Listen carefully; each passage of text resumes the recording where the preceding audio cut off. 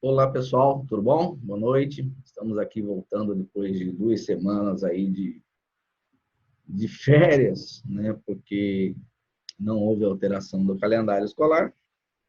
Então, nós tivemos que dar uma paradinha aí de 2 semanas. Espero que vocês estejam todos bem,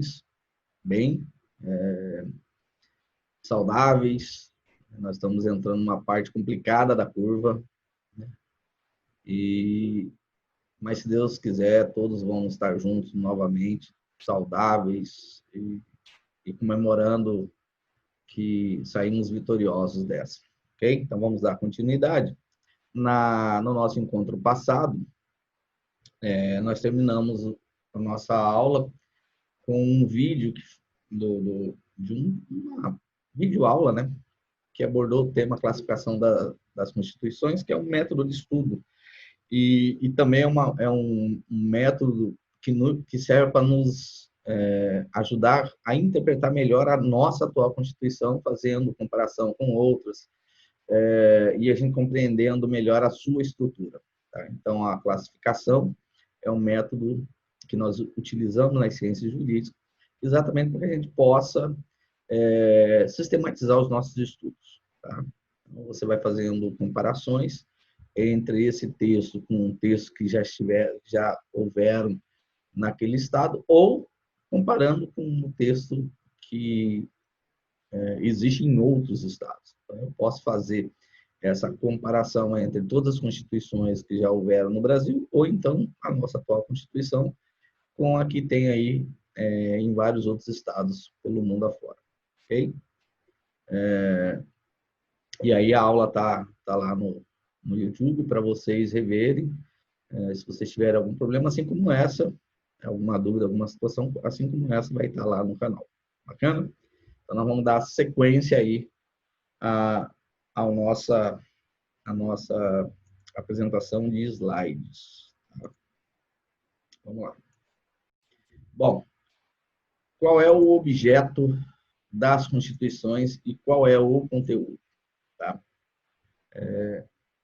Essa parte que vai dizer qual é o objetivo de uma constituição. Para que um Estado, num dado momento da sua sociedade, chama um poder constituinte originário para escrever uma constituição e, a partir daí, regrar, estabelecer o regramento jurídico, a base jurídica daquela nação, daquele Estado, para aquele povo naquele dado momento da história. Bom, então o objeto das constituições, e a nossa não vai fugir muito disso, está aqui, ó. O primeiro objetivo dela é estabelecer a estrutura jurídica do Estado. Vai falar como que o poder do Estado está organizado, né?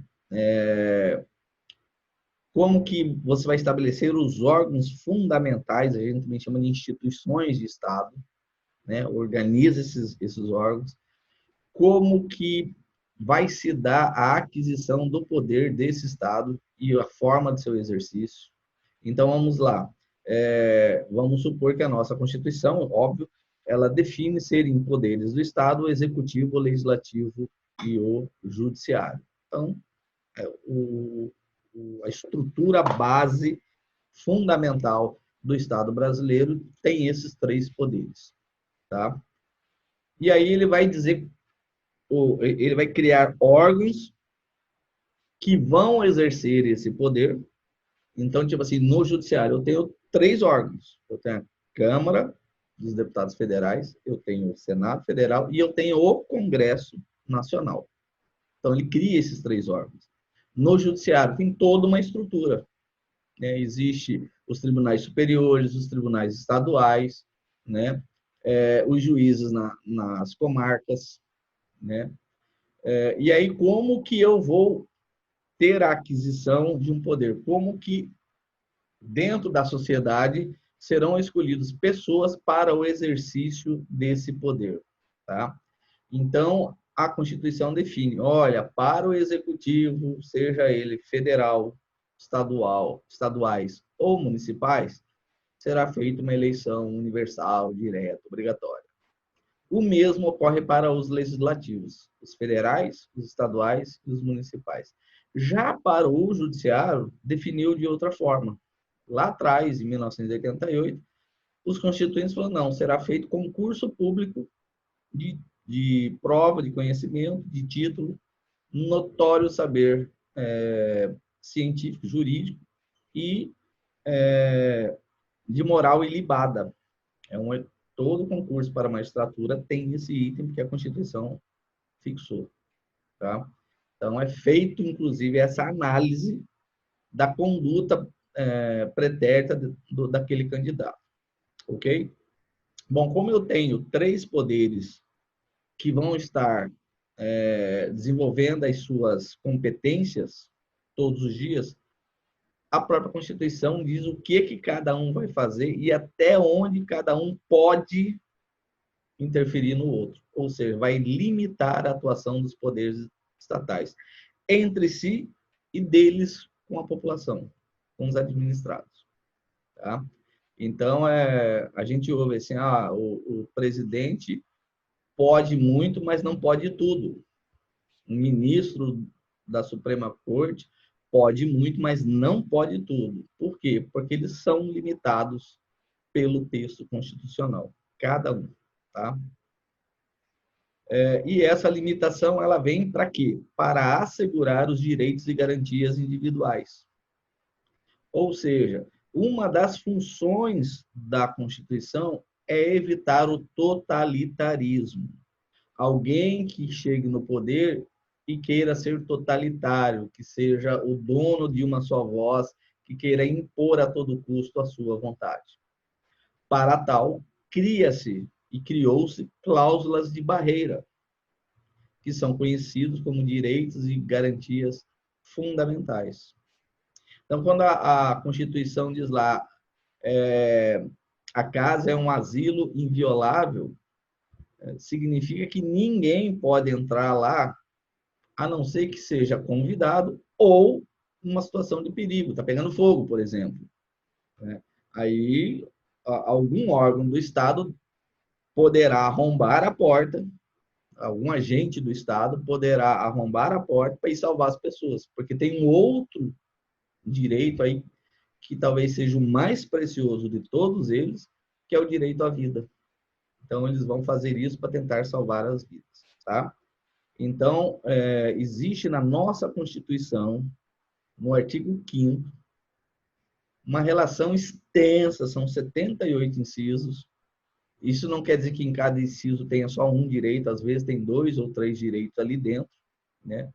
Que são direitos fundamentais, que o Estado e os seus órgãos são obrigados a respeitar. E que se houver qualquer tentativa de violação, existem instrumentos ali mesmo para proteger, que é o habeas corpus, o mandado de segurança, e assim sucessivamente. Ok? Vai fixar o regime político do país. Então, no nosso caso, é republicano presidencialista. Tá? Mas poderia ser republicano parlamentarista, poderia ser monarquia republicana, poderia ser presidencialista, poderia ser uma monarquia parlamentarista, tá? Ou uma monarquia simples, porque eu até cometi um erro, né? Não existe monarquia republicana, porque são antíteses. Onde há república, não há monarquia. Tá? Então, ou há uma monarquia pura, onde o rei ele vai ser o poder executivo, podendo ser até o moderador em alguns casos. Se tiver conflito entre os outros poderes, ele pode fazer a moderação, né? E aí, de acordo com uma legislação, uma tradição específica, esse poder é transmitido através do sangue, por uma linha hereditária. Tá? Normalmente é o filho primogênito do rei, que a gente tem visto. Existe uma monarquia muito famosa, a mais antiga no mundo hoje, que é da Inglaterra. Mas existem outras. Na Holanda eu sei que tem, na Espanha eu sei que tem.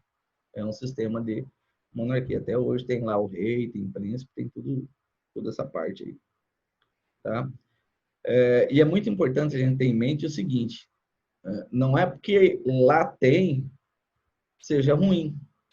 O que importa é o seguinte, se aquela realidade temporal, aquela parte da história da sociedade, eles estão vivendo bem.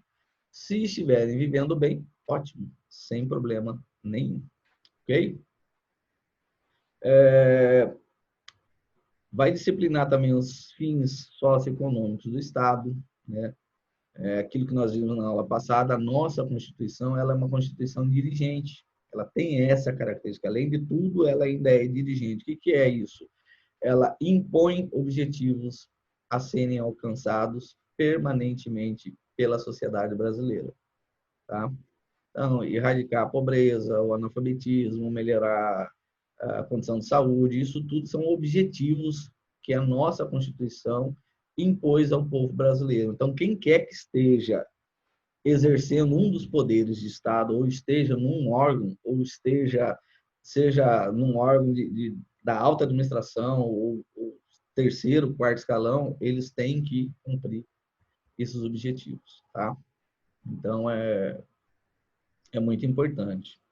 Como nós vimos lá em geopolítica, toda a hegemonia de poder, ele inicia pela necessidade de você ter um comércio internacional forte. Tá? Não é você ter um exército forte, mas sim um trade, um comércio, uma troca de produtos fortes. Porque quando você tem um comércio forte, a sua economia se desenvolve e melhora a condição de todo mundo. Temos que fazer ajustes? Temos que fazer ajustes. Então, vejam, essa questão da economia, ela está diretamente ligada ao futuro da nação, né? Da presente e das futuras gerações, como um elemento de identidade daquele povo, daquele Estado, daquela nação. Tá? Então, não se ligar nas questões da economia é muito complicado. Porque se você perde a economia, você perde a capacidade de produzir riquezas, bens de consumo. Tá? Então, assim, nós temos que estar preocupados com isso o tempo todo. Professor, mas eu nunca me atentei com essa questão da economia. Então, comece a tentar. Tá? Você vai participar de uma administração, de uma organização, o desenvolvimento econômico dela é fundamental. Por quê? Porque é ela que está gerando o seu emprego. E com o seu emprego vem o seu salário. Vindo o seu salário, você vai ativar o comércio e a parte de serviço da sua localidade. Você vai adquirir bens de consumo ou serviço. Isso tudo vai fazer uma outra máquina girar, que é a da indústria. Então, você vê que quando você começa a perder empresas, ou quem é que gera o emprego, e aí, consequentemente, a renda, você vai destruindo a economia da nação, vai acontecer, num segundo momento, desabastecimento, você vai chegar no supermercado, não vai ter o óleo lá de cozinha, não vai ter o sal de cozinha, não vai ter a lata de sardinha, seja lá o que for, para você alimentar a sua família.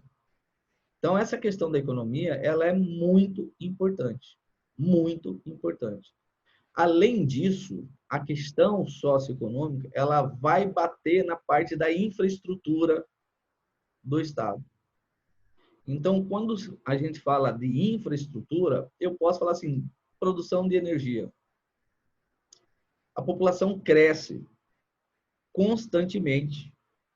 O Estado, para proteger o seu povo, tem que prover o fornecimento de energia que as pessoas precisam consumir. E aí, energia, entendo até alimento, tá? Alimento é uma fonte de energia. Fora a energia elétrica, fora a energia de combustíveis. Então, eu preciso, a todo momento, estar produzindo, construindo usinas hidrelétricas ou outras alternativas para produzir energia elétrica, para suprir a demanda que é sempre crescendo. Tá? O consumo de energia ela mostra se a economia está indo bem ou não. Se o consumo de energia elétrica está aumentando, se o consumo de combustível está aumentando, significa que a economia daquele país está aquecida, está andando bem. Entendeu? Então, essas questões da economia, que às vezes passa ao largo, passa desapercebido da nossa vida, ele é fundamental, porque ele chega na porta da nossa casa. Né? Essa visão de que o Estado tem que estar todo o tempo provendo direitos à população, esse conceito que foi construído aí nas últimas décadas no Brasil, isso aí está equivocado. Por que tem um equívoco aí dentro? Porque o Estado, ele precisa ter a sua economia pujante, senão ele não vai conseguir prover. O empresariado não consegue construir, não tem recurso para construir, por exemplo, uma Itaipu binacional. Então, tem que ser o Estado, porque são investimentos pesadíssimos, né? Com muito custo e com mais de 100 anos de atraso, o Brasil está começando a desenvolver o seu sistema de ferrovias, que é infraestrutura também. Para que você faz isso? Para reduzir o custo de logística. O que é isso, professor? Para reduzir o custo do transporte das mercadorias. Para não acontecer desabastecimento. Cai uma ponte num lugar, você tem uma outra opção para fazer chegar aquela mercadoria para aquela comunidade. Então, essa visão de que o Estado só tem que prover, só tem que dar direitos, eu só sou um portador de direitos, isso é um equívoco. Nós temos que fazer essa reflexão. Além do Estado ter que garantir os meus direitos, eu tenho que cumprir os meus deveres para com o Estado. Essa é a parte do equívoco. Gerações e gerações foram criadas nessa nação dizendo que todo mundo é portador de direito e ninguém tem obrigação nenhuma. E se ninguém tiver obrigação nenhuma, quem é que vai produzir as riquezas para o Estado construir ferrovia? Vai ser dinheiro do exterior? Que vai entrar aqui e vai tomar o nosso emprego? Então, reflitam bastante sobre isso. Quando nós fazemos um curso superior, nós estamos construindo pessoas que tenham massa crítica. Vocês precisam ter massa crítica, desenvolver pontos de vista críticos com base em evidências científicas. Né? Então, reflitam bem muito sobre isso. Tá? E tomem cuidado com alunos que fazem só o discurso de reclamar, de reagir, de não querer ajudar o restante da turma a evoluir e avançar nos seus conhecimentos científicos. Né? Às vezes você acha, um dia que você estiver numa grande corporação liderando uma equipe, preste atenção naquela pessoa que desagrega. Se você dá uma missão, passa uma ordem, ele começa a pôr dificuldades para não cumprir aquela ordem, aquela missão, aquele objetivo na sua corporação. Essa pessoa, ela poderá contaminar toda a sua equipe e inviabilizar o seu departamento, o seu setor. Então, preste muita atenção. E isso acontece em todos os lugares da sociedade.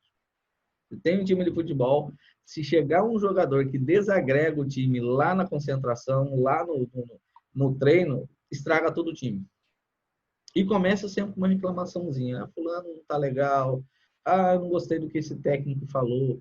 Ah, eu acho que nós merecemos um salário melhor. Sempre será esse tipo de discurso que começa com bases ético-morais, que você acha até que é relevante, e depois você vai descobrir, desagregou tudo, você perde o sentimento de equipe, de corporação, e aí teu setor vai por água abaixo, você não vai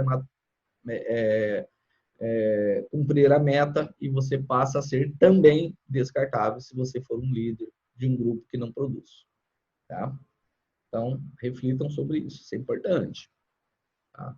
Nós queremos o sucesso de vocês lá na frente, quando vocês estiverem aí trabalhando como profissionais do secretariado executivo, vindo do Instituto Federal de Ciência, de Educação, Ciência e Tecnologia do Estado do Mato Grosso, que é um instituto de reconhecimento aí no mercado. As pessoas gostam de contratar os nossos alunos egressos, tá?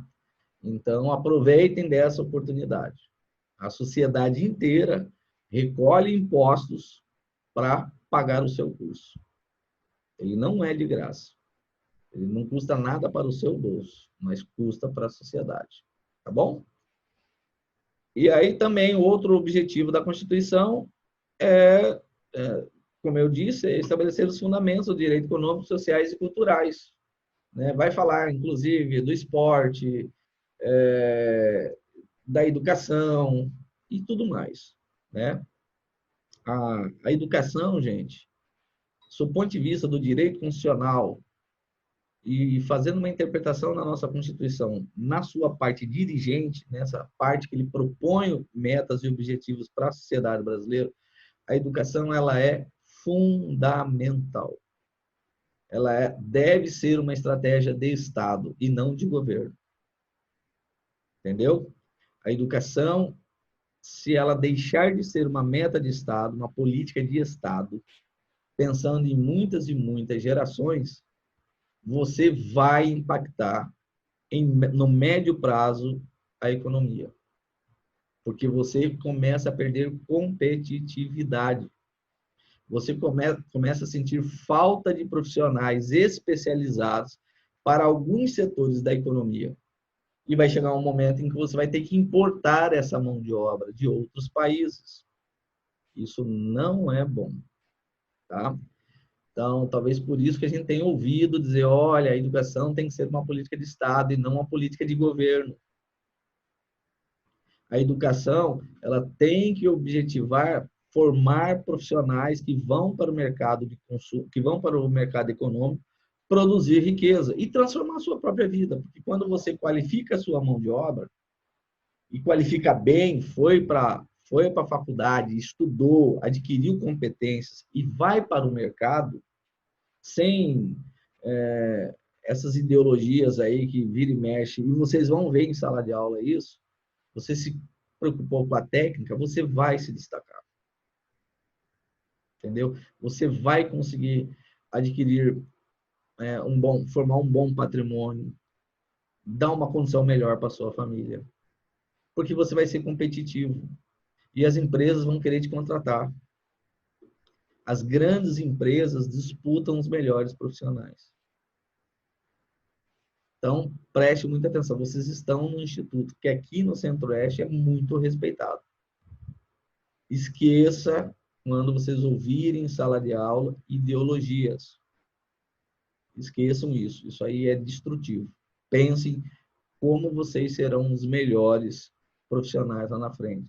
Por isso que na primeira semana de aula, inclusive, eu falei para vocês, dominem pelo menos mais 2 idiomas, além do português. E veja, tem aluno que tem dificuldade de ler e interpretar a língua pátria, o português. Então, vocês têm que dominar o português e mais 2 línguas. Vai fazer a diferença na sua vida. Arrumem motivação para fazer e não desculpas para não fazer. Eu não tenho tempo, eu trabalho, eu tenho que limpar a casa. Isso aí são desculpas.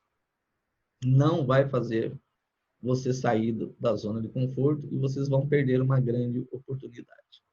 Vamos embora, vamos para frente.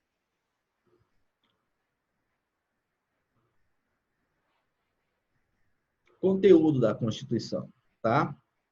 Inicialmente, as constituições cuidavam apenas de estruturar o Estado.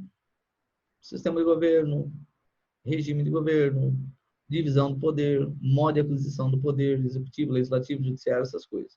Tá? Apontavam cláusulas de barreiras para limitar a ação estatal em razão do povo, do cidadão. Ou seja, eles eram absolutamente formais. Tá?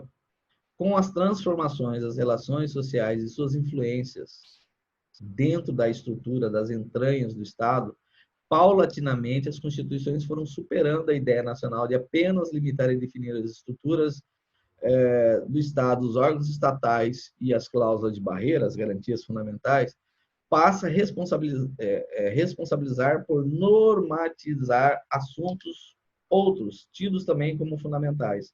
Então, com o tempo, isso eu estou falando é recente, questão aí de 200, 300 anos, isso é recente. Além daquilo que era o usual que aparecia nas constituições, foram aparecendo outros temas, outros assuntos foram sendo colocados dentro das constituições para mostrar para aquele povo, para aquele Estado, naquele momento da sua história, outros assuntos também fundamentais. Tá? Tais como reger princípios de interesse da sociedade, dignidade da pessoa humana, erradicação da pobreza, definir as bases do direito econômico financeiro, fomento à cultura, ao esporte, como ocorre na nossa atual Constituição. Tá?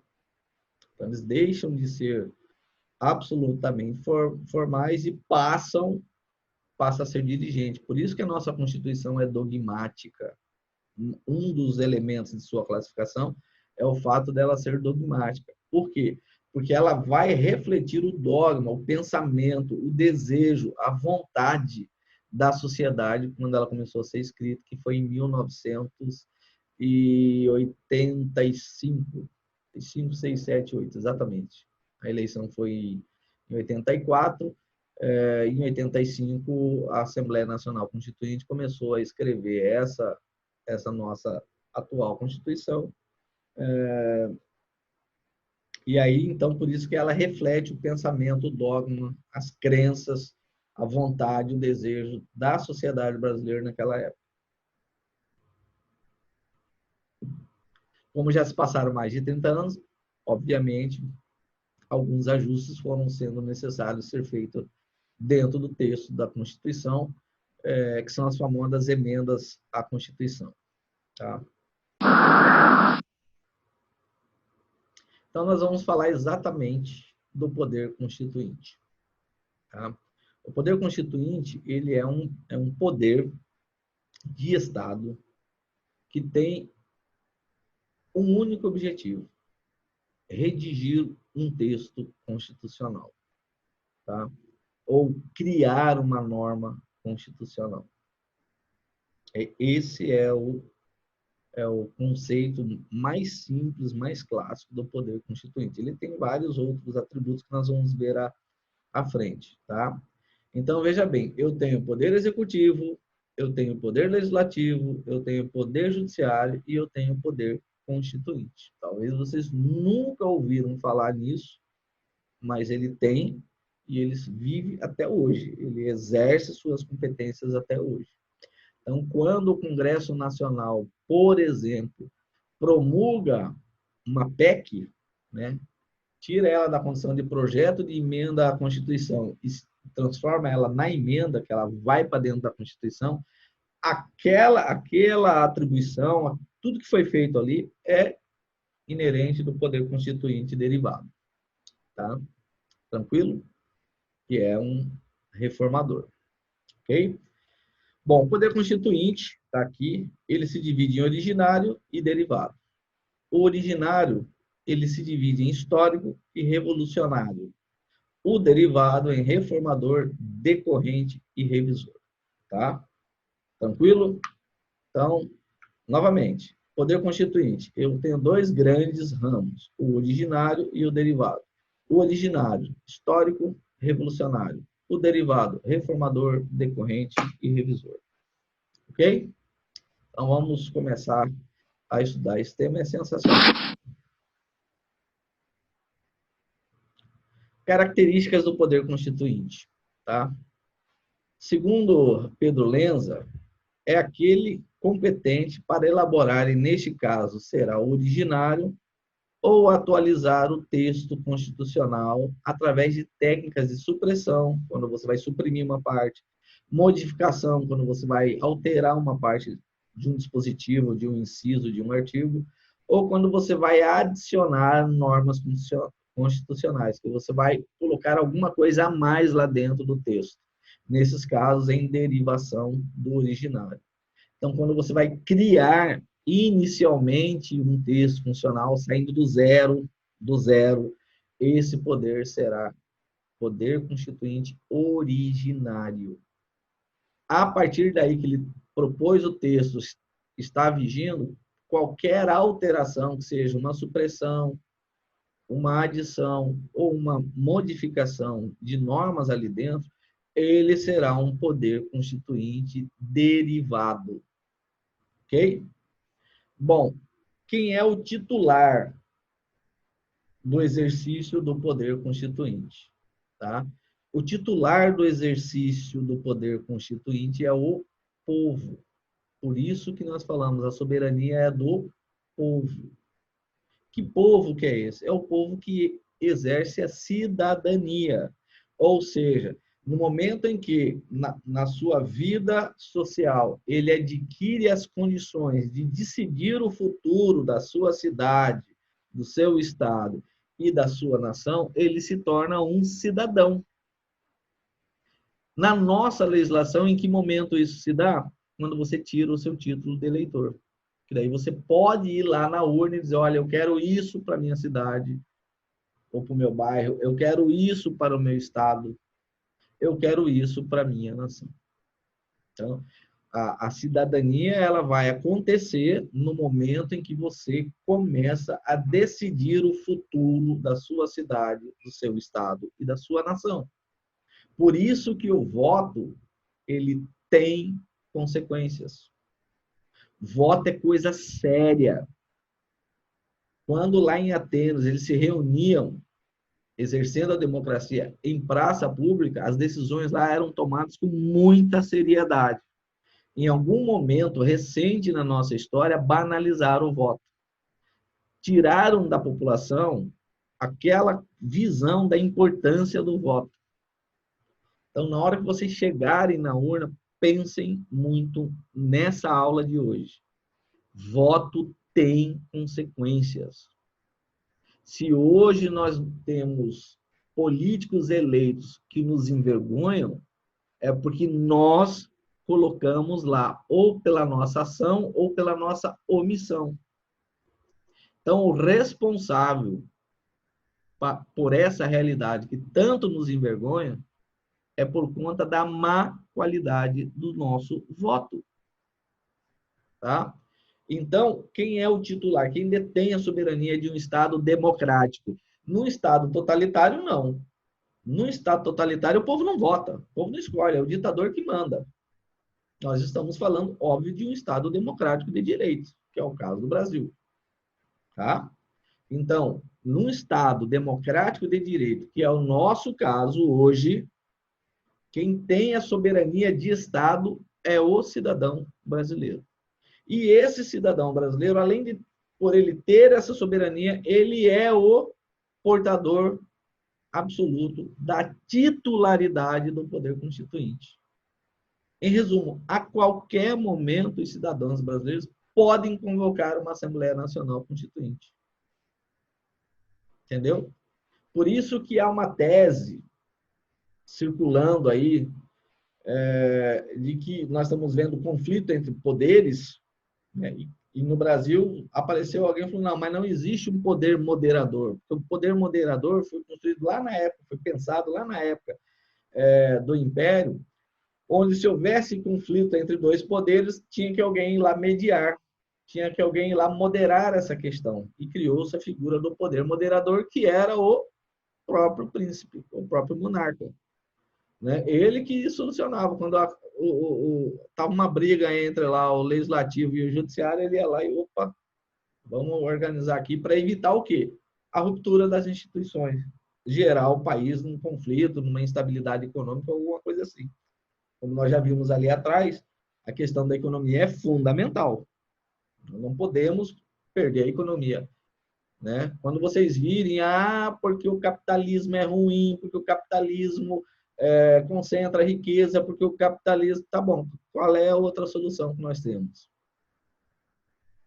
Até hoje, eu não consegui ver uma outra solução. Porque todas as teorias que apareceram desde 1848 para cá, tentando superar o capitalismo, não deram certo. Pelo contrário, destruíram a economia dos países, geraram pobreza, aumentou a pobreza. Ao invés de resolver o problema da pobreza, agravou a questão da pobreza. Óbvio que precisa ter, o tempo todo a gente está discutindo as questões para melhorar a condição de todo mundo. Isso é importante. Nós não podemos achar que está tudo bem com o capitalismo, mas sem o capitalismo não vai. Tanto é que Rússia, que foi onde iniciou todo o grande movimento comunista no mundo em 1917, hoje é capitalista. A própria China, ela criou um outro sistema muito interessante até de se observar, que é chamado capitalismo de Estado. Existe lá o Partido Comunista, mão de ferro em cima do povo, 600 milhões de chineses estão ali dentro, presos ali dentro. Os outros 800 milhões estão nas grandes empresas capitalistas da China. Então, a China inaugura, isso de 20 anos para cá, o que a gente chama hoje de capitalismo de Estado. Qual que é os regimes socialistas? Hoje nós temos dois que a gente consegue ver comunistas socialistas, que é Coreia do Norte e Venezuela. A própria Cuba está se abrindo para o capitalismo. Porque precisa de riqueza. Né? Precisa ter economia para sustentar o povo. Cuba é uma ilha. O que produz lá? Banana, fumo, exporta médico para o mundo inteiro, tem várias universidades lá de medicina.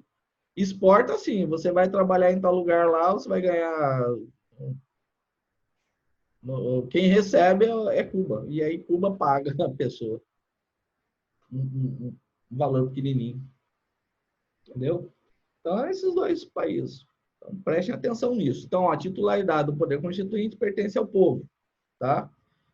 E está lá no nosso artigo 1º da Constituição. Inicia assim, ó, todo poder emana do povo. Tá?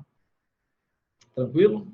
Não podemos confundir titularidade da soberania com exercício do poder, que é outra coisa.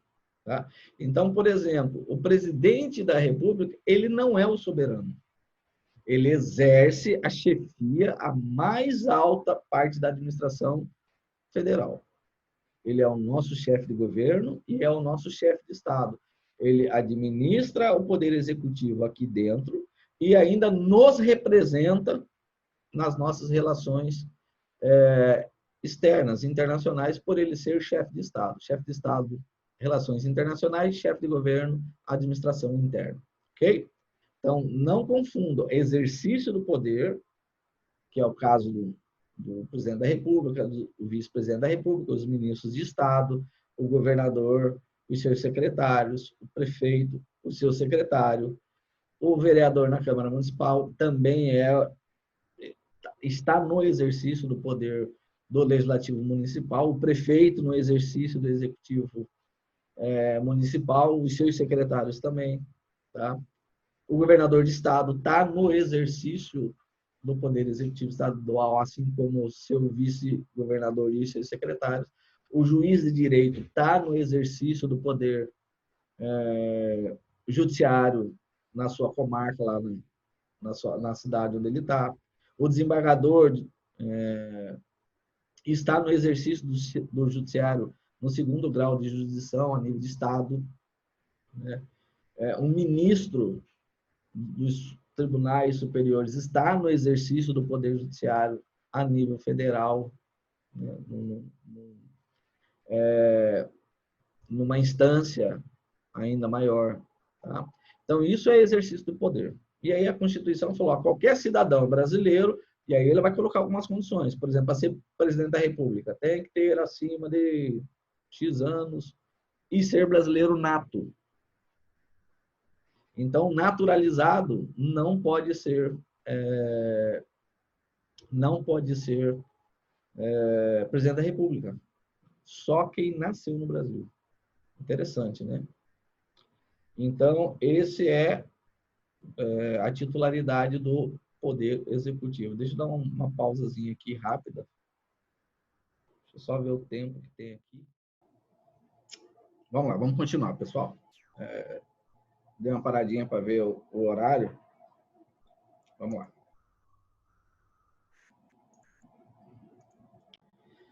Então, tá aqui. Nós não podemos confundir a titularidade do poder constituinte com o exercício do poder, que é outra coisa. Tá? Óbvio que para você exercer um poder, necessariamente você tem que ser cidadão brasileiro, qualquer que seja o poder, seja ele legislativo, municipal, estadual, federal, seja executivo, municipal, estadual, federal, ou seja, no judiciário, você tem que ser cidadão brasileiro, ou seja, possuir o título de eleitor e estar com seus direitos políticos em dia. Você não está com o título cancelado, você não ter sido condenado na perda dos direitos políticos. Então, são situações. E alguns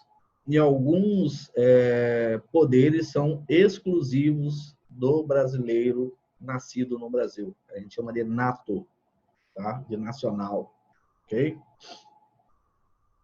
Então, vamos lá, vamos continuar. Então, o poder constituinte originário. Tá? Qual é o conceito? Ele é também chamado de inicial ou inaugural. Por quê? Porque ele vai iniciar, ele vai inaugurar uma nova ordem jurídica e, consequentemente, ele vai romper com a ordem jurídica que estava vigindo até aquele instante em que ele entra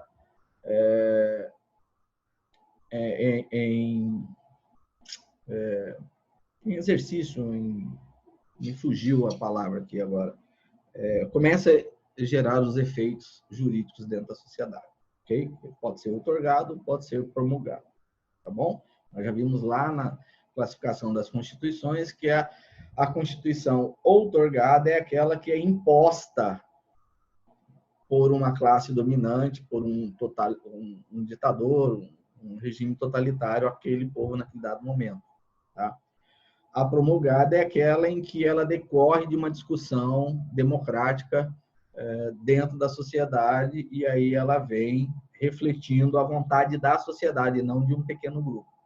E tem a tal da Constituição Cesarista, em que ela nasce como uma outorgada, né? O grupo lá se reúne, cria sem consultar ninguém, e depois de terminado o texto, ele coloca aquele texto à aprovação popular, né?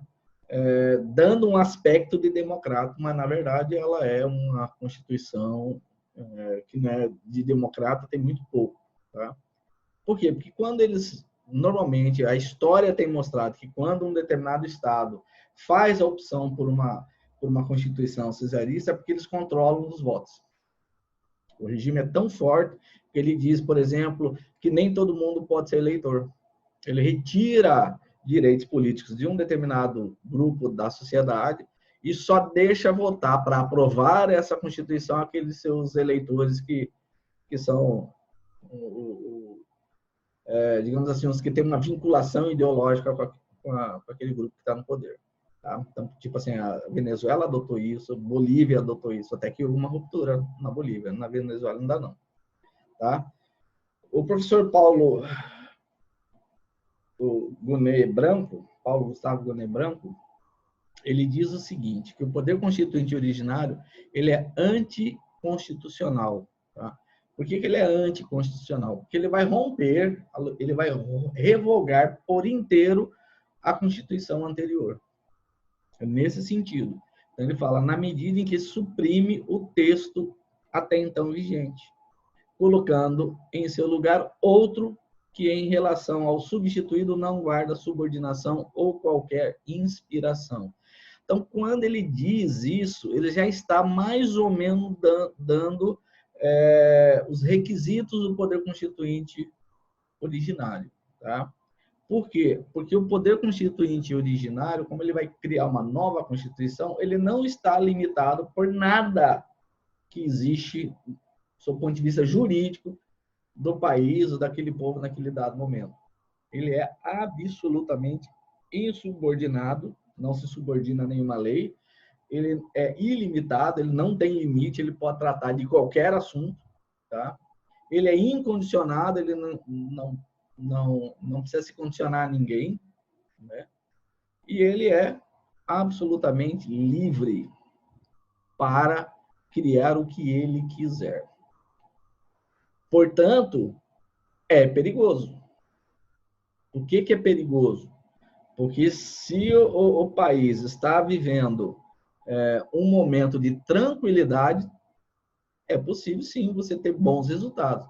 Mas se você está passando um período de instabilidade, pode ser que quem vai para o poder constituinte originário, né, vai refletir o sentimento desse momento, que pode ser não muito interessante para dali a 10 anos, 20 anos. Então, por isso que você, quando chama um poder constituinte originário, uma Assembleia Nacional Constituinte, você tem que ter essa clareza. É uma decisão muito séria, porque as consequências serão para muitas gerações e vai mudar tudo naquela nação. A gente costuma dizer que quando você constrói, quando você promulga ou outorga uma constituição num dado país, você cria um outro país, um novo país.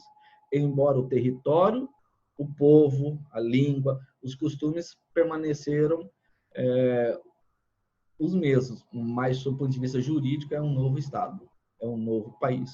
É como se eu tivesse uma nova empresa, um novo CNPJ, naquele mesmo lugar. Tá? Tranquilo? Então, Pedro Lenza, ele diz o seguinte, que o objetivo do poder constituinte originário é criar um novo Estado, diverso, diferente, né, daquele que estava em vigor em decorrência da manifestação do poder constituinte precedente. Tá? Então, por exemplo, até 1988, a Constituição que vigia era de 1967/69, que foi outorgada na época. Não foi promulgada, foi meio que imposta. Então, em 1984, nas eleições para compor o Congresso Nacional, os senadores e deputados federais, na época, também era um poder constituinte originário. Quando o Congresso Nacional reunia, ele já reunia como uma... Pessoal, caiu minha internet aqui e... Enfim, vamos lá. Vamos continuar a nossa apresentação, se a internet deixar. Então, como nós estávamos falando, quando o Congresso Nacional se reunia, ele se reunia em Assembleia Nacional Constituinte para fazer os debates e ir construindo o texto da nossa atual Constituição. Ali em Brasília, onde a gente normalmente vê ali Câmara e Senado, ali existem 3 órgãos, tá? Que a nossa Constituição previu e que na anterior também tinha. Existe a Câmara dos Deputados, que é formada por 513 deputados federais, eleitos de forma proporcional ao número de eleitores no país. Então, o estado que tem uma população maior vai ter mais deputados federais. Estados que têm população menor vai ter menos deputados federais, sendo o mínimo de 8 deputados federais e distritais. Tá? Distrital é o Distrito Federal, que é Brasília. Então, por exemplo, Brasília não tem prefeito, tem governador do estado. E aí ele não tem Câmara Municipal, ele tem uma Câmara Distrital e ele também tem direito a 8 deputados federais e 3 senadores. Ok? Então, Mato Grosso, como tem uma população pequena, né, em comparação com outros estados, nós temos um mínimo garantido, que são 8 deputados federais. Então, na Câmara Federal, é a casa legislativa dos deputados federais, e aí a gente diz que é o que representa o povo, porque o mandato deles é proporcional ao número de eleitores. Tá? O mandato, desculpe-me, o mandato é de 4 anos, mas o número de vagas por estado é proporcional ao número de eleitores que ele possui. Ok? Já do lado, existe uma outra casa legislativa que se chama Senado Federal. Aí a Constituição definiu que cada unidade da federação e o Distrito Federal tem 3 senadores. Então, isso é constante. Todo mundo tem, toda unidade da federação possui 3 senadores, com mandato de 8 anos. Sendo que a cada 4 anos, você faz uma alteração. Então, tipo assim, numa determinada eleição, vamos imaginar que em 2022 vai ter uma eleição federal. Nessa eleição federal, vai ser eleito um senador em todas as unidades da federação, estados e Distrito Federal. Por quê? Porque em 2018 foram eleitos 2. Então, de 4 em 4 anos é assim, elege 2, 4 anos depois elege 1, aí mais 4 anos vai eleger os outros 2, aquele que já tem 8 anos, então nós vamos eleger 2. 4 anos depois dessa aqui, nós vamos eleger 1, então sempre vai ser alternado 2, 1, 2, 1, dando um mandato de 8 anos por senador. A ideia do Senado é representar o Brasil nas uma das suas principais competências, é fiscalizar as ações do Brasil nas suas relações internacionais. Então, quando há um tratado internacional, é validado pelo Senado e tudo mais, ok? Então, eu tenho Câmara dos Deputados, proporcional ao número de eleitores, de cidadãos por estado, mínimo de 8, senadores, 3 para cada unidade, Senado Federal, ok? Além disso, tem um outro órgão lá dentro que é chamado Congresso Nacional, que é uma assembleia, uma reunião, que todo mundo ali se junta. Então, o Congresso Nacional ele será sempre formado por todos os deputados federais e todos os senadores, e quem preside essa reunião, essa assembleia, é o presidente do Senado, tá bom? Na nossa Constituição existe uma linha hierárquica para substituir o presidente no seu impedimento ou na sua vacância. Tá? Impedimento, tipo assim, ele ficou doente, ele foi para o exterior, então, naquele momento, ele tá impedido do exercício da presidência. Então, a linha sucessória é do presidente da República, é o vice-presidente, do vice-presidente, o presidente da Câmara, porque ele representa o povo, depois o presidente do Senado e depois o presidente do Supremo Tribunal Federal. Por quê? Porque numa situação de guerra, numa situação de instabilidade, o poder executivo não pode ficar sem chefe de governo e sem chefe de Estado. Porque ele tem que tomar as decisões de guerra, de sítio, tem que pagar a folha de pagamento de todo mundo, tem que dizer, olha, pare as indústrias, vão produzir armamento, enfim, vão produzir remédio. Então, você tem que ter alguém sempre no executivo. Por isso que cria-se uma linha. E isso é normal em todos os estados. Você pensa a nação em tempos de paz, mas também você também tem que estar, por precaução, prevendo uma situação de conflito. Tá bom? Vamos para frente.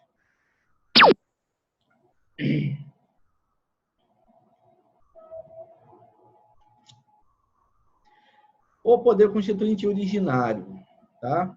Ele diz o seguinte, olha, isso é Lenza que traz, tá? O poder constituinte originário, ele é dividido em histórico e revolucionário, tá? Ele que faz essa distinção. Então, o que ele chama de histórico? É quando você inicia pela primeira vez um determinado estado, tá? Então, por exemplo, quando Dom Pedro I ele faz a declaração da independência do Brasil, né? E convence Portugal a aceitar, A partir daí, o Brasil passa a ser um Estado.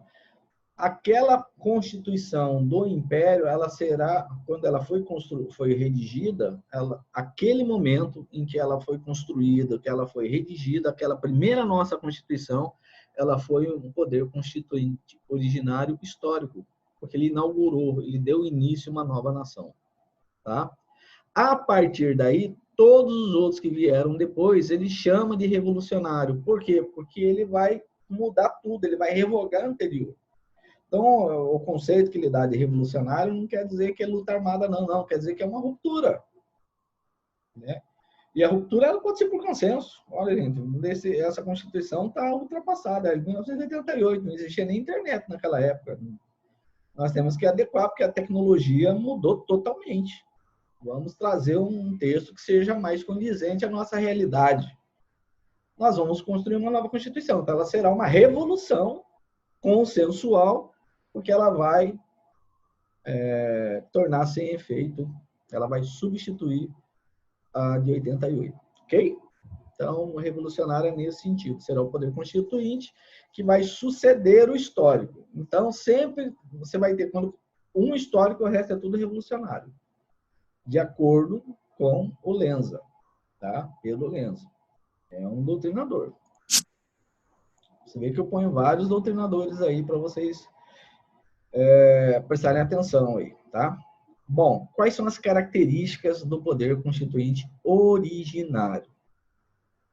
Ele é inicial, autônomo, ilimitado do seu ponto de vista jurídico, incondicionado, permanente e soberano nas tomadas de decisão. É inicial porque inaugura uma nova ordem jurídica, substituindo por completo a ordem jurídica anterior. Tá? E aí, quando você substitui a Constituição, muitas leis vão ser também revogadas. Tá? Algumas serão aproveitadas, algumas serão revogadas parcialmente e algumas serão absolutamente aniquiladas. Por quê?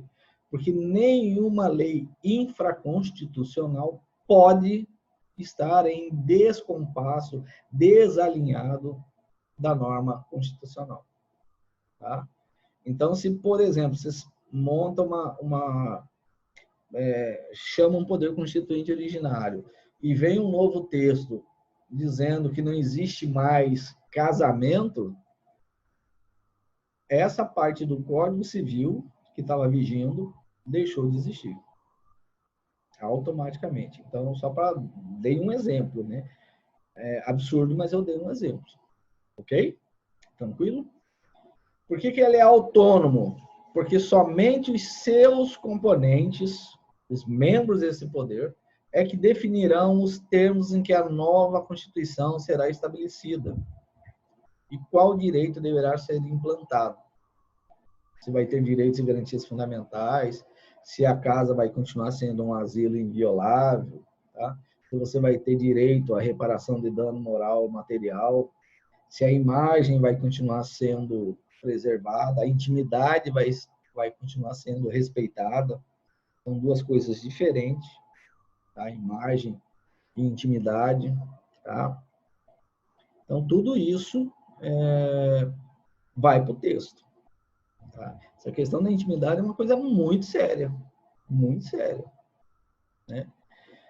Ele é ilimitado juridicamente. Por quê? Porque ele não se submete a nada que está no dia a dia. Então, quando você reúne a Assembleia Nacional Constituinte, é ali dentro, doutor, eles vão tratar ali, então nem o que existe de legislação, quem que está na titularidade dos outros poderes, ele tá construindo um novo texto constitucional. Pode vir a pressão que vier, nego achar ruim, não.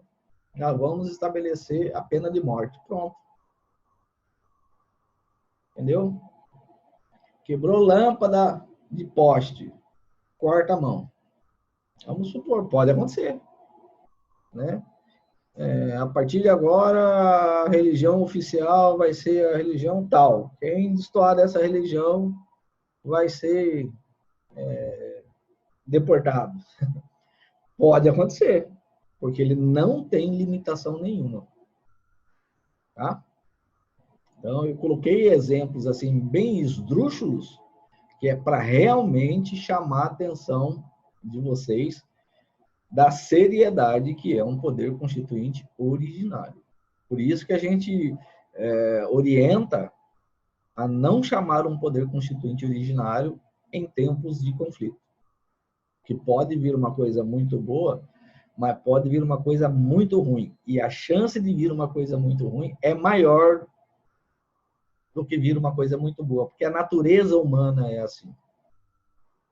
Tá? Então a gente tem que tomar cuidado muito com o poder constituinte originário. Ok? Ele é incondicionado e soberano na tomada de suas decisões, porque não tem que submeter a qualquer forma prefixada de sua manifestação. Pode agir livremente, sem condições ou formas pré-estabelecidas. É o que eu falei. Vamos ter pena de morte aqui. Uf. A mulher que abortar vai para pena de morte. Mas se ela foi violentada, estuprada e engravidou, vai ter que ser mãe do mesmo jeito. Já pensou um negócio desse? Então, por quê? Porque ele é incondicionado. Ele pode, o texto pode vir com as coisas mais malucas que tem. Ele é permanente. Isso é importante, tá? Por quê? Porque enquanto houver povo, vai existir o poder constituinte originário. Porque a qualquer momento ele pode chamar uma assembleia para se auto-organizar. É da natureza humana. Tá? Não se exaure, não termina com o término da elaboração de uma nova Constituição. Então, por mais que apareça um ministro do Supremo dizendo assim, não pode chamar um poder constituinte originário, pode, porque ele é o titular do poder constituinte originário, é o cidadão brasileiro. Tá? Por mais que ele queira falar criou-se também no país a ideia de que a decisão de um juiz ou de um ministro não se discute. Se discute, sim. Por isso que tem sistemas de recurso. O juiz dá uma sentença, a parte que perdeu fala, não concordo com a sua posição, doutor. Vai lá e recorre. E vira e mexe, as decisões são reformadas. E, às vezes, mesmo na Suprema Corte, lá no Supremo Tribunal, que é a última instância, né? Sai 11 votos diferentes do mesmo assunto, na ordem, porque o voto lá é a decisão judicial, é o que equivale à sentença do juiz aqui embaixo. Tá? Por isso que, no final, é o acórdão, ou seja, qual foi a ideia média que saiu vencedora. Então, você vai formar uma maioria a partir do 6º voto. Tá? Então, mas você vê assim as fundamentações e as decisões, né? Então, para você ver que cada um interpreta a Constituição e a lei à sua maneira. Tá? É a justiça dos homens, é o que nós temos de melhor. Né? O Paulo Gonet, ele vai dizer o seguinte, olha, isso tudo que nós colocamos aqui, até a letra E, é o do professor José Afonso, que é o livro básico que nós adotamos, que falou. Ele fala assim, além de tudo aquilo que o professor José Afonso falou, eu entendo que o poder constituinte originário ele é supranacional. Por quê? Porque ele diz o seguinte, para ele conseguir ser permanente, incondicionado, ilimitado, né, soberano nas suas decisões, ele tem que estar fora da realidade do Estado. Senão ele sofre influência. Né? Senão alguém vai chegar lá e falar, não, eu não quero isso aí eu não vou aprovar. Se vocês aprovarem pena de morte, nós não vamos aceitar. Então ele tem que ser supranacional, ele vai ter que sair de dentro da estrutura do Estado, como se ele estivesse num limbo, né, inatingível, pois se coloca fora da estrutura estatal, podendo, inclusive, suprimir no todo ou em parte o Estado então vigente. Uma nova Constituição, um novo poder constituinte originário para falar, vamos fazer o seguinte, ao invés de nós termos o Brasil e 27 unidades da federação, 26 estados do Distrito Federal, nós vamos criar 26 países. Pode. Nada impede. Ou seja, ele está dizendo que até isso a Constituição pode fazer. O Rio Grande do Sul não é mais um estado, ele passa a ser um país autônomo. Tá? Mato Grosso passa a ser um país autônomo. Tá? Então, até isso o poder constituinte originário pode fazer. Ok? Nós já estamos aí com mais... Deixa eu ver aqui.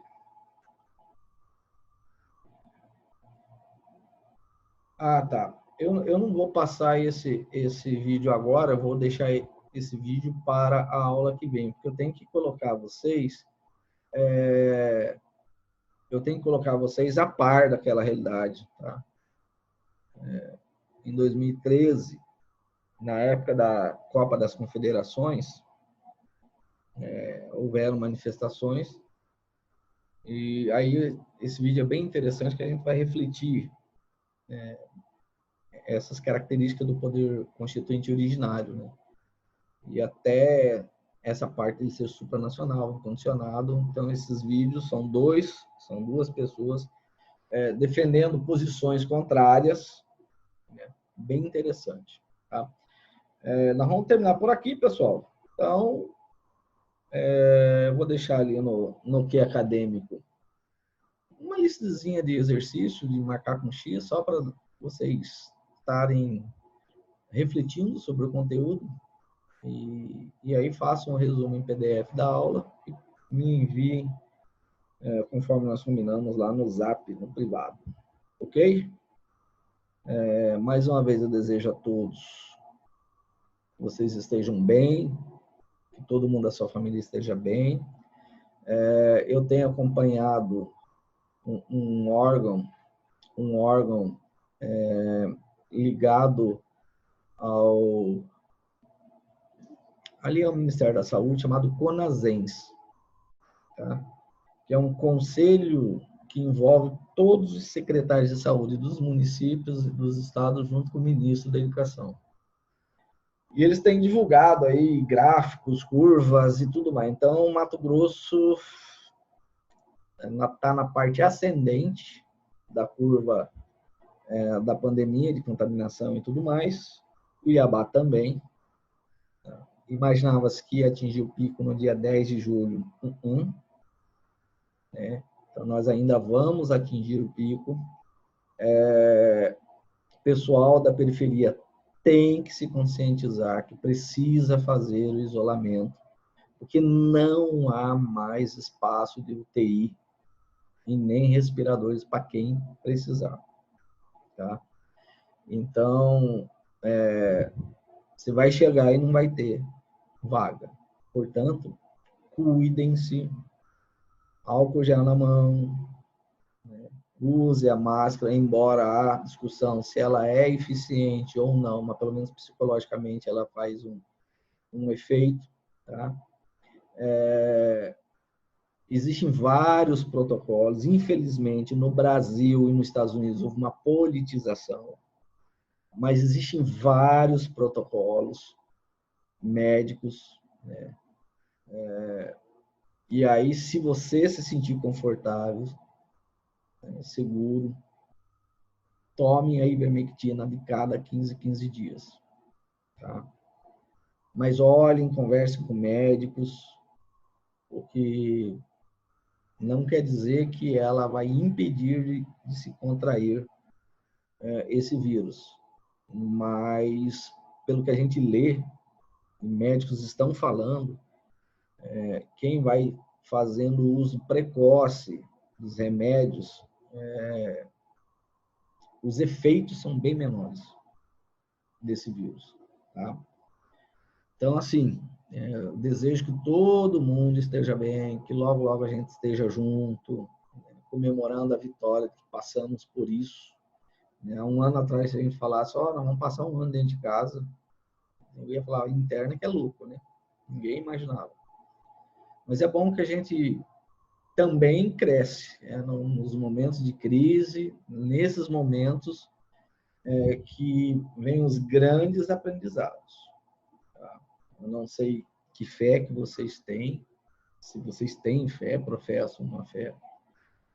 Eu professo, eu sou cristão, E tenho orado muito pelo país, pelo mundo, principalmente pelas pessoas que estão enfermas, aqueles que perdem os seus entes queridos. Eu tenho orado para que Deus possa estar consolando, né, cada um. Então, cuidem-se, né, fiquem com Deus e vamos ser felizes. Não vamos deixar o psicológico nos abater, tá bom? Então, até a próxima aula.